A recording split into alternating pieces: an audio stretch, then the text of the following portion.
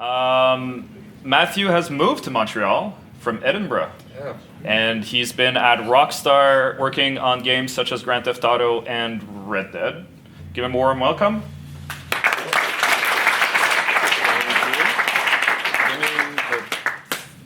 So, when about 1,000 of us spent 4 years of our lives making GTA 5, we thought we were making this.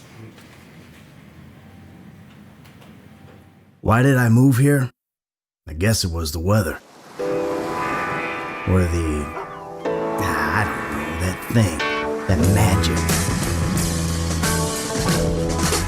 You see it in the movies. I wanted to retire from what I was doing, you know? From that line of work. Be a good guy for once. A family man. Professional and polished and cinematic. It turns out what we were actually making was this. Man, I'm sorry, fool. Dumbass. Hello.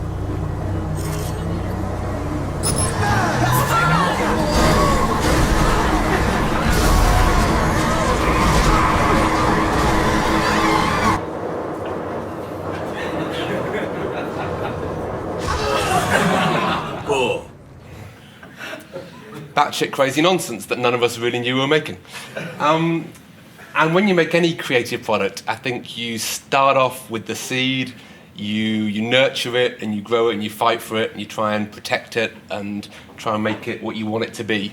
And then when you actually put it out into the world, you lose that control instantly. It gains an entire life of its own and you have no idea what it'll become or what it is. And when I first started making games, at the first game, I found that quite a shock. It was easier back then because you didn't have live services and multiplayer and things. You burnt it onto a disc and then went on holiday. It was amazing. But you'd see what people were doing with it, and they weren't playing it right. They were doing their own thing. They weren't doing what we'd made for them. And it was genuinely kind of shocking, and I don't want to overdo it, but kind of like stressful. And it took a while to kind of get over that and realize that it wasn't actually less of a game that you'd built. People were playing what you'd made for them, but they were also playing lots of other things as well. It was only ever more than the thing you'd made, not actually less. And it made me kind of realize when you were making it originally, you were worried about how do we design and build something big, something that you realize the scope's so big you won't be able to test it yourself.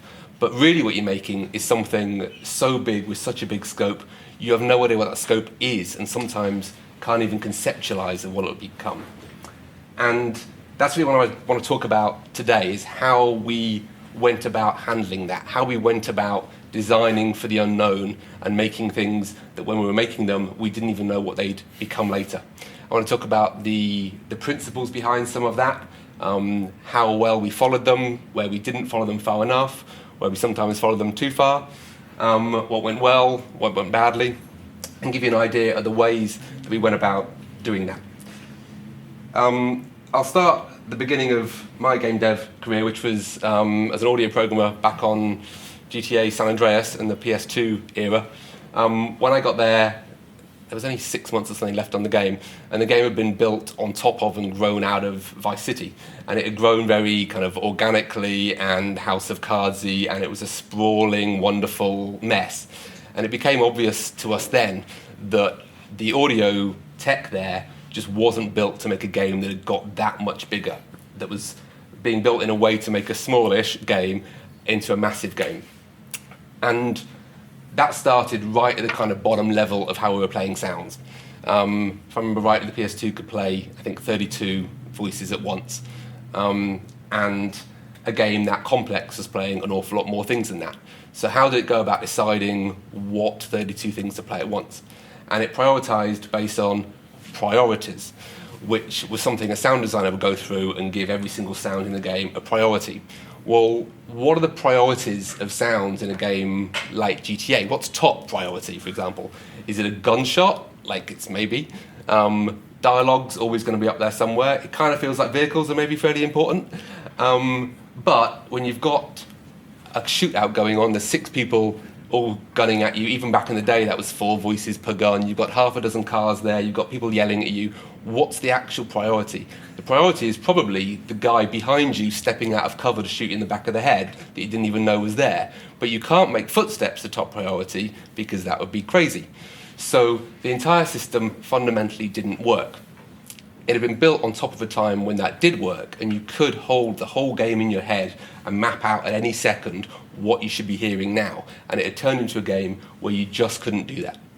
So we took that back down to basics and thought, well, what is important right now? Maybe we can make the guy's footsteps the most high priority thing. So we just dived in and did that. Hacked some code in to say someone behind you coming out of cover, footsteps top priority. And it made absolutely no difference. You still couldn't hear those footsteps because of everything else that was playing. So it ceased to be a matter of real prioritization. That was just an added mess on top of everything else. The real issue was the volume of these things. It became a mix issue. So we thought, how can we deal with that volume issue and then make this priority system even more complex, even more hard to understand, so that it would prioritize that? Or we could just scrap priorities entirely. We could throw them out the window and make a brand new audio engine that only needs volumes. Every single frame, it'll track any sounds that are playing and see what is the loudest one right now and play it. And if another one becomes louder, play that. So instead of building on top of this massively complex system, we stripped it right back and made something arguably harder to make, but you can prioritize, say, 10 sounds. It gets quite hard to prioritize 20 sounds. It becomes impossible to prioritize 100 sounds. And when you know the next game's going to have 1,000 different sounds, it becomes an unimaginable mess. If we strip it back and do a basic, really quite difficult system that fundamentally just depends on volumes, we solve it once and it's hard, but once it's solved, it'll work for any number of sounds whatsoever. And that becomes a matter of thinking, what is it that's so kind of fundamentally wrong with that system of priorities? Because it's a struggle for us to have that, have people accept that, people wanted them. And this kind of captures what's wrong with that. The next time everything's correct. Creation is an act of sheer will. Next time it'll be flawless. It's still the flea circus. It's all an illusion. When we have control of You it, never had control. That's the illusion. That sums up how we were making games. We had this illusion of control. We used to have control and we kept stacking it up and up and up until we were just kidding ourselves that we did. And imagine that next time we'd just get control back. We'd try harder, we'd make things more complex. And the right answer was to, with about 6 months left to go before the game shipped, rip the whole engine out, build something that was designed from the ground up to handle that complexity of game, and then when the content could fly in the short amount of time left, and would all just work. And that went well. It was a success. We built a good solid footing, and we started immediately thinking, what else in the game could we apply this to? And ambiences were the thing that stood out. As most people probably know in a game, the way you go about ambiences typically is you make a bunch of volumes, 3D boxes that you place in the world, and you attach normally a stream of audio a few minutes long, maybe quad, that captures the rough background sound of that world whenever the player's in one of those volumes. And as you go between volumes, you'll crossfade between them. And what do we see was wrong with that? Well, we thought it was fundamentally lacking in flexibility. If you add a new area to the game that wants, and in a GTA that'd be things like car horns beeping, cars in the distance, people nattering, insects, that kind of thing, the sounds of a city. Well, say you add a new bit of city that's a little bit different. It wants a different balance between cars and crickets. You have to go back into your door, make a new ambience for that, put it into the game, and hope you've got the disk budget for it, hope that you don't break streaming by switching between more streams. It doesn't scale that well. And when you think about it, if you go between, say, day and night in a city, if you have a high frequency of car horns during the day and a low frequency of car horns at night, say a car horn every 2 seconds in the day and every 10 seconds at night, when you crossfade between those two, what have you got at the halfway point? You don't have a car horn every 5 or so seconds. You have even more car horns than you do in the middle of the day. You have all the daytime ones and all the nighttime ones just all a bit quieter, which doesn't correspond to anything you would do if you were going to make that stream. You can't do new things with them. You're stuck with a bunch of stuff you actually bounced out of your DAW and put in the game. So we thought, let's do the same thing again. Let's break it down to the fundamental blocks. What are the ambiences actually meant to be? They're meant to be individual things in the game that the game can't simulate. They're meant to be a car a block and a half away that the game's cold because you can't see it and it's expensive to simulate, or a guy hammering horseshoes around the corner that hasn't spawned in yet, or crickets that are too small to bother rendering. They're all individual things that when you think about them would have their own individual behaviours. They'd all change at totally different times of the day. They'd all behave differently when you were high up on a building from low down. They change in much more granular ways than these flat streams would. So that's what we did. We ripped out all the quads and went and designed a system from scratch to, for each of these volumes, tag dozens and dozens of individual rules, like car horns should play this many times a second, and a graph over the times of day, how that would play out. We made dozens and dozens of them, and it gave us infinitely more flexibility and control. And the wins we wanted were great. We could crossfade between areas and times of day much better than we could before. If we wanted to add a new area, it was much easier than going back to a DAW and recreating it. But again, we got way more wins than we expected. By breaking it down and building it back up to support what we previously had, we got a load of wins that weren't even in our heads when we were thinking about it. We got things like you have a section in a mission where you want the player to feel isolated. Well, suddenly you can just pull out anything human.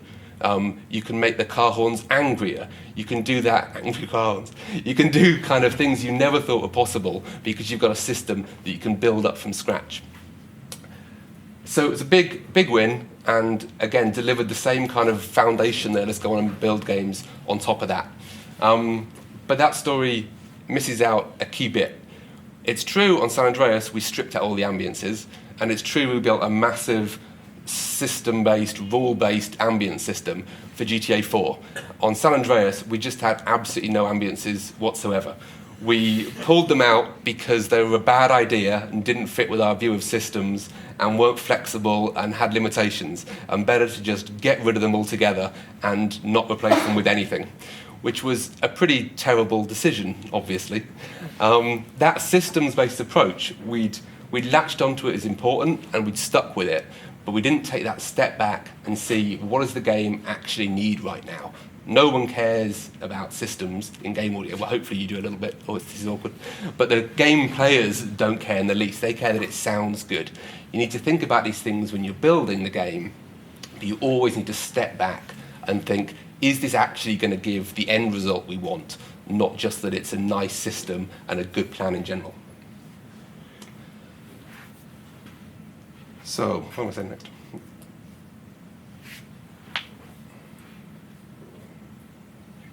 So, let's think of another audio system we made for GTA and how we might go about designing it. And think about the exciting, thrilling world that gets people pumped for the game when they see it in a launch trailer. Footsteps in audio, it's key. And how do you go about designing a footstep system for a game? If you start with a really kind of naive approach, you think, well, footsteps are a matter of what shoes you're wearing and what material you're walking on. So say you're making a game that's got 5 materials and 5 types of shoe. You can come up with a little matrix of 25 different sounds. All you have to do is make 25 sounds for every shoe on every material. You make them all sound perfect and you ship the game. Happy days. The problem is, as the game gets into development, you realise it's not really 5 surfaces, it's 100 surfaces.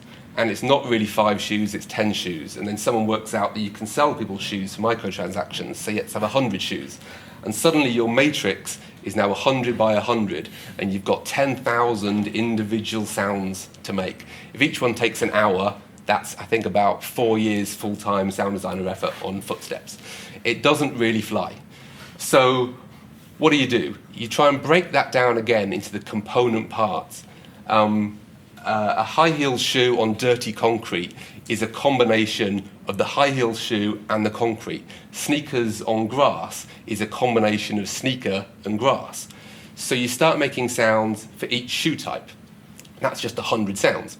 You start making sounds for all the surface types. That's just 100 surfaces.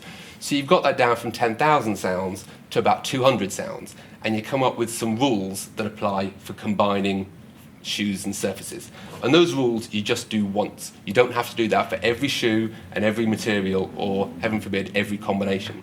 And the system we came up with for that wasn't, I guess, instantly intuitive, but it's that the hardness of one material determines how much of the other material you hear.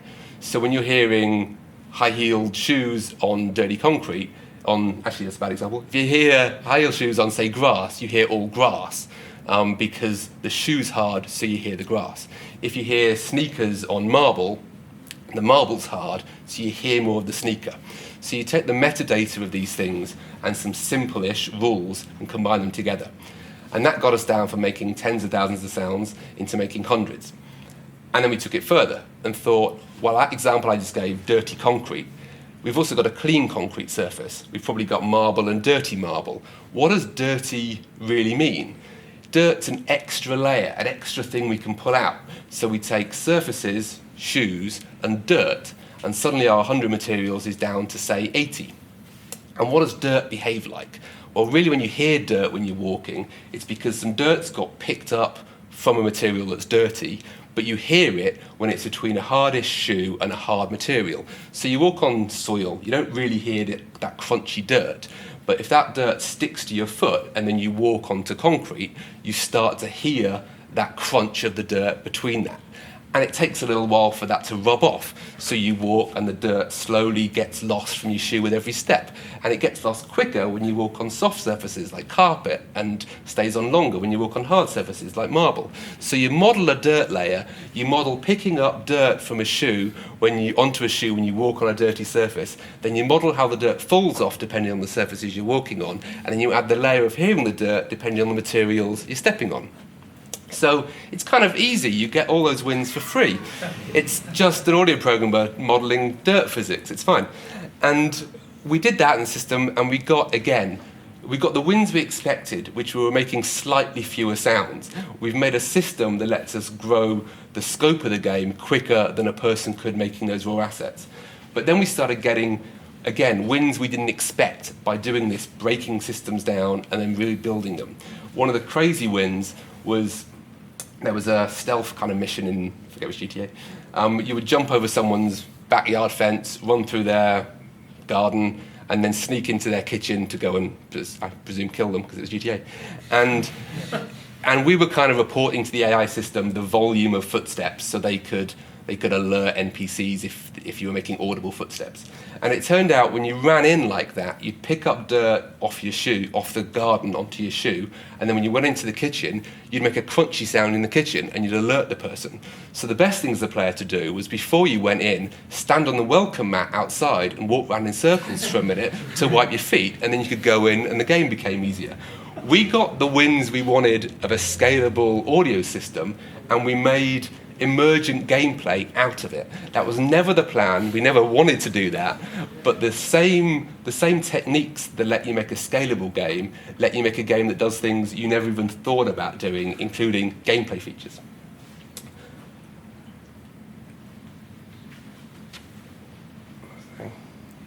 So a lot of that went really well. Some of it went badly, like the ambiances. This is one that I'm not sure whether it went well or badly. If you played the first Red Dead Redemption, you might remember this moment when you first went into Mexico.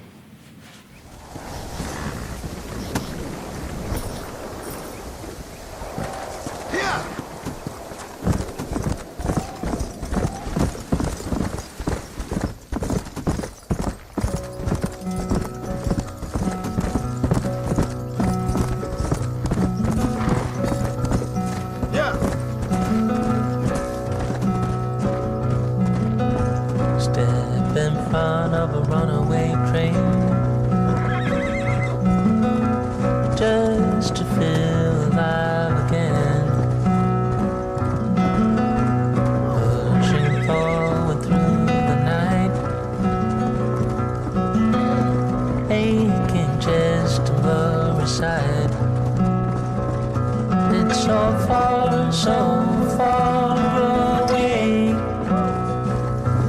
so far away. Teaser. It was a great moment in the game. It was a standout thing. Lots of people had it as their kind of game moment of the year. It packed a big kind of emotional punch and was a great thing. And it was an interesting thing during development of that. There was a lot of discussion about how that should play. Lots of people wanted it to be in a cutscene because then it could be even better. You could see John Marsden backlit, silhouetted by the setting sun, riding over the crest of a mountain. It would be even better than being able to play the game and hear that song. And I thought that was a terrible idea, that we could make pretty good sounding movies or we could make amazing feeling games. It had more emotional punch because you were the one riding then. It wasn't a great song for John Marsden, it was an amazing personal song for you. So we ended up winning that kind of fight. It stayed in the game, super proud of it. And then when the game came out, started reading people's comments on it because it's always a good idea to read internet reviews. And people loved it. And just as many people said, "What? I never heard that." And it turned out I'd played that over and over again, liked that and got it perfect. What lots of people did is get 5 meters up the hill, jump off to pick up some herbs and never heard the song at all. And should you have seen that coming? Maybe I should have done. Well, I should have done. It was a win having it in the game, but it was one of those things you got too attached to how good it was and didn't step back and think, how will people actually play this? I was thinking people should play it the way I play it. That's the right way to play it. Didn't step back and go, how will anyone else play it? Let's make something that works regardless of how you want to play this game. And it's definitely a danger, and I've done it more than once, that you fall into that trap of caring about something so much that you get too close to it and you don't step back and think, normal game development process, let's actually test it, let's actually see what a focus audience does. No, this is my moment and it's the right way. Definitely a mistake and definitely something that happens all the time, I think, in games. And there's definitely a danger related to that this systems approach to making things, systems can end up being almost a code for generic sounding, that you're not making handmade custom assets anymore. You're making quite generic things that will always work and not quite be broken and sound pretty good most of the time. And that really isn't what you're aiming for. You're aiming to make something that sounds absolutely amazing. We've failed, I think, if we make big games that don't sound as good as small games. And it comes down partly to the kind of effort you put in and how big you can scale up. You probably just saw a sneak preview of this really technical graph that's been peer-reviewed, is the kind of obvious element of building systems. The amount of stuff in the game and how much time it takes to make it good. If you do the handcrafted, blood, sweat and tears, people making assets only route, you can get off to a good start, but it takes forever for a game that has a lot in it. With systems, there's that hump to get over. You have to do some work before it makes any sound, but then no matter how big the game gets, you have a manageable amount of effort. And this is kind of obvious, but whatever game you're making in a kind of an open systems-based world, that's what you think it looks like, and you try and pick where that line is. But the game you'll actually ship is way off there. You never picture how big it will be, how many years later. GTA is still getting content now, 6 years later. Those graphs just get further apart, and that's the appeal of the systems. It's very hard to have in your head how far out that's going to get, how much content there is, how different people will play the game, and it makes it even more important to do those kind of ground-up approaches. But on the subject of that utter quality, I think one of the things that's always made Rockstar games great is that there's always been a real balance, and it's a balance internally of different people. Some love systems and games where you can do anything you like in them and it will work, and some people love kick-ass one-off quality content that amazes you when you see it, the opposite of kind of generic, if you like. And they've always been a nice hand-in-hand. There's enough people pulling on both sides that you don't end up with a game that you can't feasibly make because it's too difficult, or a game that's so generic that it doesn't have its standout moments. And I'm going to make a serious professional faux pas now and laugh at someone else's game. I mean it in a very affectionate way. I love the game, but I can't find a GTA example that's as funny, so you should watch it. This sums up generic systems-based games.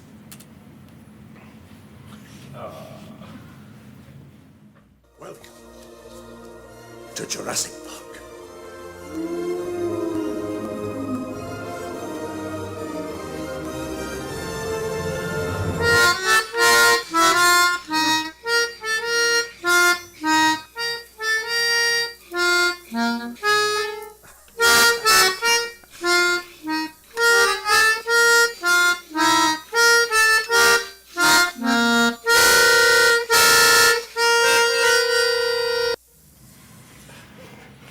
That's the slight danger. I love it, and I'm not mocking it. I think, and I'd rather meet that guy than one of the Jurassic Park guys. He's kind of adorable. But there's definitely that danger if you design things from a systems-based, not a person going in and tweaking the end product and making it sound perfect. Danger that you can ship only slightly broken content. Now, for them, that was absolutely 100% the right call, because if they made 20 beautiful hand-tuned worlds, they wouldn't have had a game. They made something that, as we're seeing now, keeps getting better and better and better as they add more content, because the fundamentals of it are right. But that's definitely the danger. And there's another side to that kind of curve I showed earlier that's about how good you can ever get something to sound. So with the blood, sweat and tears approach, it takes quite a lot of effort to make something good. But you can keep on getting better and better and better. It's diminishing returns for sure, but you keep putting effort in, you can make something sound better. There's a real danger with a systems-based approach that you make stuff that's pretty good quickly, but you can never improve on it. It hits a limit that a shoe and a material, when you walk on them, sounds how it sounds. You can't make it better, you just get what you're given. And that's a real danger. And what you want to try and do is augment these broad brush systems with, I like to think of it as like a scalpel. In the footstep example, say you've made all your sounds for all the materials, all the sounds for all the shoes, and you find that snow in general sounds really good, and you find that flip-flops in general sound really good, but if you walk on snow in flip-flops, it doesn't, I don't know why that's a stupid example. So yeah, the player's playing the game wrong, just tell them not to wear flip-flops on snow, that's the solution. But if you find that sounds wrong, what do? You can't change it. You either change the sound of all snow, or you change the sound of all flip-flops, or you change the rules of how footstep sounds work and you change everything. You're in a really tight spot. If your exec producer comes up to you and says, can you fix this? And you say, no, I can't, you're not in a good place. What you want is the ability to do this broad brush quickly. Think of this matrix again of 100 shoes and 100 materials, surfaces. You want to be able to just make those, but you want to be able to pounce on any cell when you don't like how it sounds and replace just that one. You get the broad brush quick wins, but for anything that isn't good enough, you get to go and fix it. And if you've got time, you get to go and make anything you like sound even better. It's scalable. It means if you suddenly find, because that's the way it works, you have more free time at the end of the project than you thought you would, you can just go in and start improving things. If you just have systems, you can't do that. You have to change the sound of everything and risk breaking stuff. But if you have this broad brush plus a scalpel kind of approach, then you can get really, really good quickly, and you can get even better. You can make something perfect. You can make the shoes you wear at the start of the game sound really, really good because first impressions last. You can fix the bad bugs, and you can keep making the game even better when you find you have the time. It's probably worth saying about another system we did that takes that breaking things down and then rebuilding them approach arguably too far. Do you have ice cream vans here? I don't know if you do, like a truck with a freezer in the back, and they drive around and sell ice creams on your street. Yeah, good.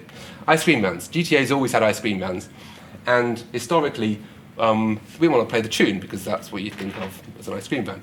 So we'd have a 2-minute long piece of looping, streaming audio. It was basically like a radio station just for ice cream vans, and that would play. And that kind of worked for some games. But whenever you're in a vehicle in GTA, we always wanted you to feel like if the vehicle starts getting damaged, you trash it, people shoot at you, it starts to sound broken. So the engine sounds broken, the suspension's broken. We want to give you lots of feedback that you're going to need to ditch the ice cream van and get a fire truck soon. So we thought, well, everything should sound broken. So the tune that plays should sound broken. Well, if all you've got is a stream, what can you do? You can kind of pitch it a bit, but that sounds a bit wonky. You're obviously pitching a stream. You're not doing anything to the mechanics that's making that tune. So what we did was break that down into each individual note that plays for an ice cream van. Take, Ali did it amazingly out of nowhere quickly, incredibly talented guy technically and musically, and he basically wrote a kind of MIDI-like system for us to take that music broken down, import that into the game in a way that would build up that tune built in the kind of sound patch way that you'd build a footstep or something. So when you then drive an ice cream van in the game, it sounds much like the stream did, but if you start getting damage, each individual note can start to sound a little bit wonky. It's just a little bit detuned, but only one time in 5. It's not the whole stream's detuned, just that one note is a little bit off. Every third one just goes a little bit quiet. And then, again, because you've broken it down to its basics and rebuilt it, you start getting stuff for free again. You can drive the ice cream van faster or slower, and the tune will actually speed up, get faster and slower. Each note won't be sped up. Each note will be exactly the same. The tempo of the music just plays better. You can guess what happens if you reverse an ice cream van in the latest GTA now, because why wouldn't it work like that? You could argue that was one system too many to break down to fundamentals and rebuild, but you would be wrong. It was amazing, and we loved it. Another example that gets into this is how we handled mixing on GTAs. This feels crazy, but I don't think I'm making it up. On GTA 4, we didn't have any kind of snapshot mixing whatsoever. We made a system that mixed the game well and could handle whatever you threw at it, but it was an entirely static mix beyond a few custom bits of code we did. So if we wanted the radio to duck when someone was talking, we wrote code to do that. If we wanted the ambience quieter when you were in a vehicle, we wrote code to do that. So obviously, we didn't have many of those things because they all involved writing code. It feels crazy to think back and we weren't doing simple snapshot mixing now, but we were. On GTA 5, or on Red Dead first, we introduced the kind of standard snapshot mixing that you do. It would mean you could go in to a particular mission and tune it to sound a bit more how you'd want. You'd make a mix that made the whole game sound good, and then you'd focus your time. You'd use this scalpel to go and make more specific bits of the mission sound even better. And back to 4, not having that system, we almost shipped with trains sounding 9 dBs quieter than I'd mix them, because in the last week there was a bug that in one mission, one train was a bit too loud, and the only fix for it that someone could have was to turn all trains in the entirety of the game down by 9 dB.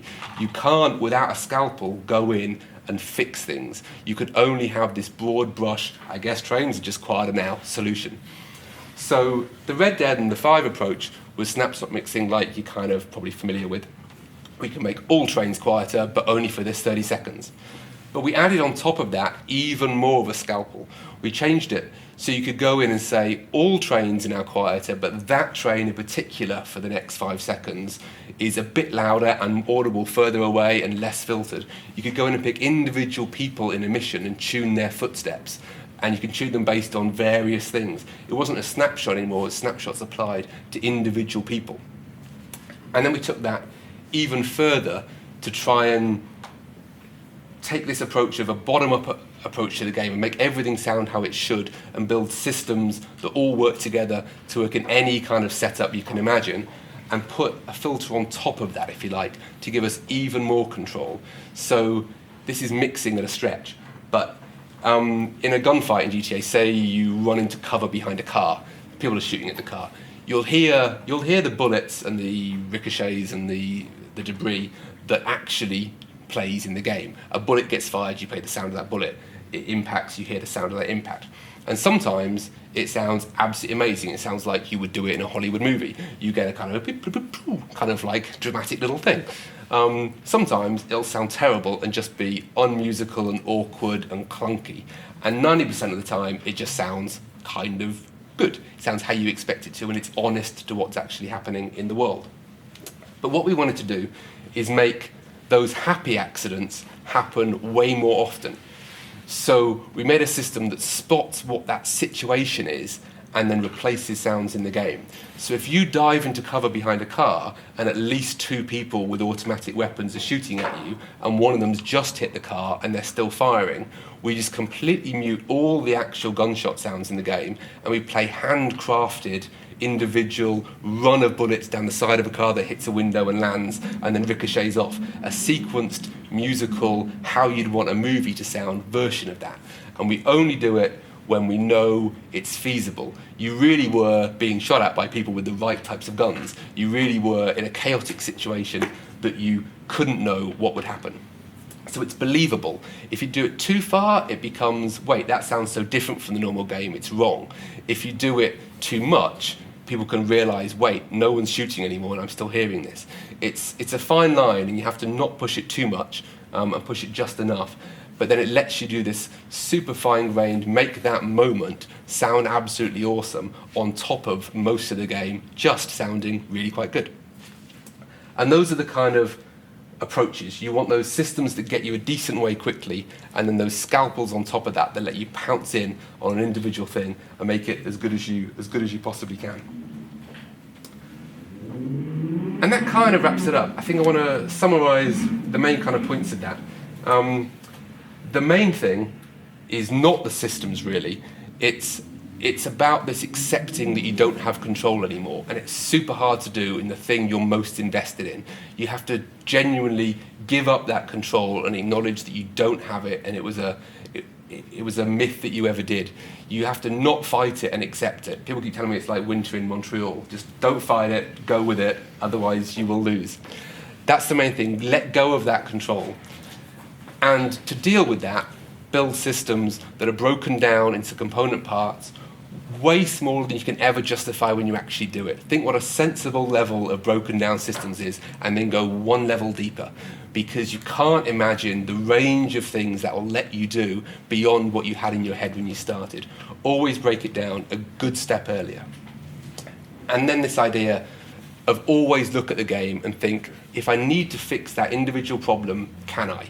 And if you can't, you've done it wrong. You always have to have this ability to go in and fix any problem you can see, and never have the, sorry, I can't fix those flip-flops on snow, I'm too busy making an ice cream van. You have to have that ability to fix problems when they come up and be able to channel where your energy goes in the right places. And maybe the biggest of all, on top of that, is this thing of stepping back whenever you feel you're too close. All the things I think I've done really wrong in Rockstar games have been getting too attached to a good idea. It's when you're too close and it becomes personal and you don't think, how will someone else play this? You just think, this is the right way to play it, everyone should enjoy it the way I have. That's when it goes properly wrong. Take a step back. We would physically go to a different house, go and listen in your own home rather than a studio. Take that step back and try and get in the head of someone that's actually going to play your game, not the people making it, and make sure you're making the right stuff for the right people. I think that's me.